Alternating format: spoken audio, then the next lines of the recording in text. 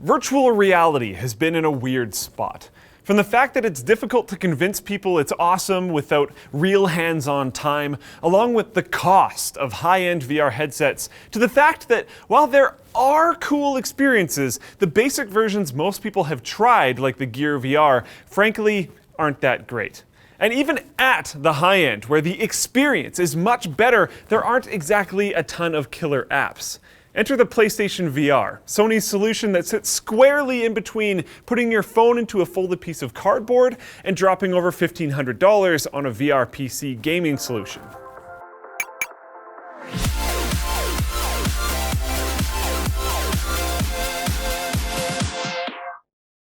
Massdrop has teamed up with Sennheiser to bring you their all-new HD6XX headphones. Check them out in the link below. The PSVR at $500 for the whole kit or $400 if you already have the camera and Move controllers is cheaper than both the HTC Vive and the Oculus Rift. But the big kicker here, maybe not for you and for me, but for the gaming consumer base as a whole, is that it works with the PlayStation 4. Which has sold over 40 million units in the last 3 years, making it the most popular current generation console and therefore inherently more likely a Christmas present for holiday shoppers this year. Let's start with the headset itself. It is the heaviest of the current major VR headsets, but it makes up for it with some awesome mounting implementation. It feels more like you're just naturally putting on a helmet or a hat due to the automatically retracting plastic strap that is fixed around your head.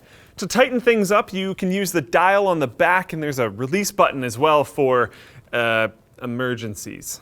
The Tether has inline controls for volume, mic mute, and most importantly, power, along with a headphone jack on the side. These little tweaks improve ease of use more than you might expect, though it's not the first time the PC solution has felt more designed by engineers for engineers compared to the console one. The only downside here is that these little features add a little bit more weight to the cable, increasing the anchor effect that it creates. Not a huge deal, but noticeable after a while of being immersed in VR. As far as the screen goes, it's a lower resolution than the Rift and Vive with a single 1080p panel. Not one screen for each eye like the others, but it must be noted that this is an OLED panel, meaning that while you'll definitely notice jaggies or aliasing, the screen door effect, the black lines between pixels, is noticeable, but not nearly as prominent as you might think, given the difference in panel resolution. I would say the screen is really solid overall.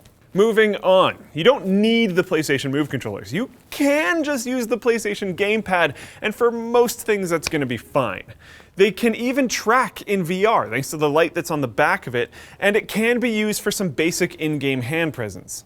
That being said, there are experiences that really do need them, and having individual hand tracking definitely boosts your immersion. It's a shame, however, that they haven't made any improvements since the Move's original release in 2010 as an accessory for the PlayStation 3. They're just so far behind the hand controllers for the Vive and Rift, not only in ergonomic design, the shape and button placement, but in terms of tracking. The tracking of all these items, including the headset, isn't great. In my testing, I did encounter some jittering and a few tracking issues, but it wasn't that bad overall. But that being said, Nick Light and Colton Potter had motion sickness that left them queasy after about 40 minutes of using it.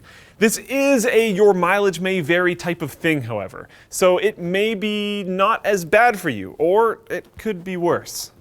All of that being said, you can help the tracking along. You simply need to dim the lights, or even better yet, turn them off altogether. This will help the PlayStation camera track the LEDs on your gear. The brighter the room, the worse the tracking will be. These things are very dependent. If you want the best tracking experience, play in a very dark room. And then we have the ever misunderstood breakout box. I want to set the record straight here. The box is not responsible for asynchronous time warp or reprojection or anything like that. The PS4 handles reprojection itself. What the breakout box does is grab sensor data, manage 3D audio, and split the image.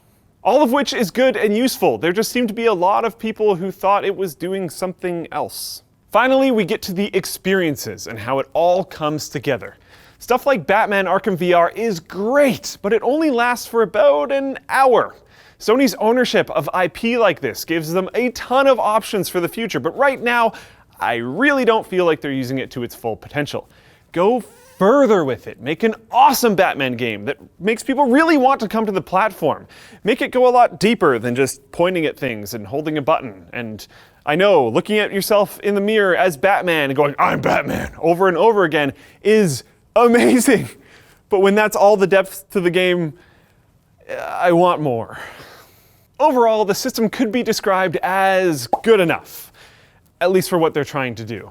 If you already own a PlayStation 4, the cost might not be an insurmountable obstacle, especially if your little sister already talked you into buying a PlayStation camera and Move controllers. That would be helpful. The experience is not as mind-blowing as the Vive or the Rift, but the cost is proportionately lower. But thanks to its ability to project the TV natively, automatically from the box right away, others in the room can have fun along with you, which is great. It can also accept any Hdmi input, and its potential for more immersive experiences with superior head tracking, given appropriate lighting, compared to like a Gear VR or something like that, it's pretty cool. If you already own a PlayStation 4 and you're looking for something new to try, I don't think the price is unreasonable, so maybe it's something to consider. The Chef Steps Joule is a sous vide tool that helps you cook perfect food every time without the stress. By cooking at a precise temperature, you cannot over or undercook your food, which makes cooking things like fish, chicken, and even steaks a breeze. To use it, place your meat or fish in a normal Ziploc freezer bag and seal it with all the seasonings that you'd like inside. Fill the pot with water and then place the Joule in the pot. Open up the Joule app on your phone and select what you're cooking and how you want it cooked. My favorite feature that the Joule has is visual doneness, which makes it so that you can see exactly what the meat will look like when cut open at all of the various temperatures, which is really helpful even if you are a very skilled cook. The Joule is available now for holiday gifting. Check it out in the link below. Alright guys, thanks for watching this video. Like it if you liked it, dislike it if you disliked it, get subscribed, all that kind of fun stuff. I know it's a VR headset for a console, and most of you guys are PC guys, and I am too, but it is cool to see the whole spectrum of devices as they come along, and it is exciting because it's actually not that bad. And having actually not that bad be a thing in VR, and hopefully more people buy it, that could bring more development costs to like PC, I don't know, it could work out in the end. If you want to discuss all the things I said and debate consoles versus PCs, hopefully non-aggressively, you can go to the forum link in the video description down below. While you're there, check out the link for the shirts and stuff that are here. If you want to buy a PSVR or something like that, there's also an Amazon link for you as well. If you'd like to see another video on the HTC Vive, or the HTC Vive versus Oculus Rift video, or the Oculus Rift video itself, or whatever Taryn decides to put here, you can click on that. And yeah, I'll see you next time.